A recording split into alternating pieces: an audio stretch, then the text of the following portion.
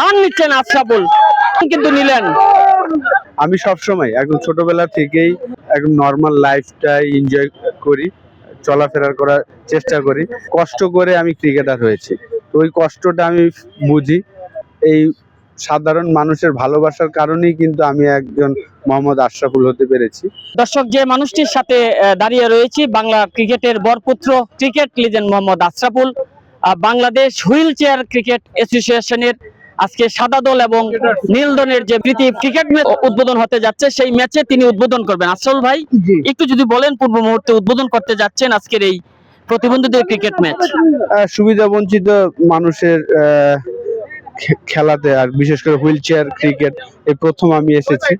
দেখেছি আমি আগেও দেখেছি, কিন্তু আজকে প্রথম আমি আসলাম। তো ভালো লাগছে, খুবই ভালো লাগছে যে তাদের আগ্রহটা দেখে, তাদের যে মনের ইচ্ছাটা, এই ইচ্ছাটাই আমাদের সামনের দিকে কাজে লাগবে ইনশাল্লাহ। হুইল চেয়ারে বসে কি ব্যাটিং করবেন? হ্যাঁ, যেহেতু তারা করে ওই জিনিসটা আমি করার চেষ্টা করব। নীল দলের আলামিন বোলিং করছেন, ক্রিকেটার মোহাম্মদ আশরাফুল তিনি ব্যাটিং করবেন। Mohammad Ashraful Bangladesh wheel chair cricket অ্যাসোসিয়েশনের উদ্বোধনী ম্যাচে প্রধান অতিথি আশরাফুল, লম্বা শট এবং অনায়াসে 4টি রান। উদ্বোধন হয়ে গেল বাংলাদেশ হুইল চেয়ার ক্রিকেট অ্যাসোসিয়েশনের উদ্বোধনী ম্যাচ। উদ্বোধন করলেন বাংলাদেশ ক্রিকেট লিজেন্ড, বাংলাদেশ ক্রিকেটের বরপুত্র মোহাম্মদ আশরাফুল। শুভ উদ্বোধন হয়ে গেল। আবারও শফিক, আশরাফুল আবারও মাটি কামড়িয়ে সেই তার নিজস্ব স্টাইলের ড্রাইভ, প্রতিবন্ধীদের সম্মান জানাতে তিনি নিজেও হুইল চেয়ারে বসে কিন্তু আজকে ব্যাটিং করছেন। জাতীয় সংসদ ভবনের শহীদ ফারহান ফায়াজ মাঠে আশরাফুল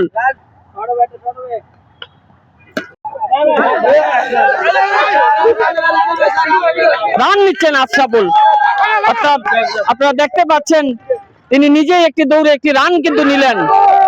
দেখেন, এটা তো নিজেকে ভাগ্যবান মনে হচ্ছে যে তারা আমাকে চয়েস করেছেন। আমি সবসময় একদম ছোটবেলা থেকেই একদম নর্মাল লাইফটা এনজয় করি, চলাফেরা করার চেষ্টা করি। মাদারটেক থেকে ধানমন্ডি হেঁটে গিয়েছি 8 বার, ধানমন্ডি থেকে গুলিস্তান হেঁটে গিয়েছি সপ্তাহে 3 দিন করে, প্রায় 5 বছর। তো ওই কষ্টটা আমি বুঝি। যারা এখন হুইল চেয়ারে বসে খেলছেন তাদের যে কষ্টটা, এটা তো অবশ্যই ওরাই বলতে পারবে, আমরা হয়তো ওটা বলতে পারবো না। কিন্তু যেহেতু তারা আমাকে চিন্তা করেছেন, তাদের সাথে আমি কাজ করব অবশ্যই।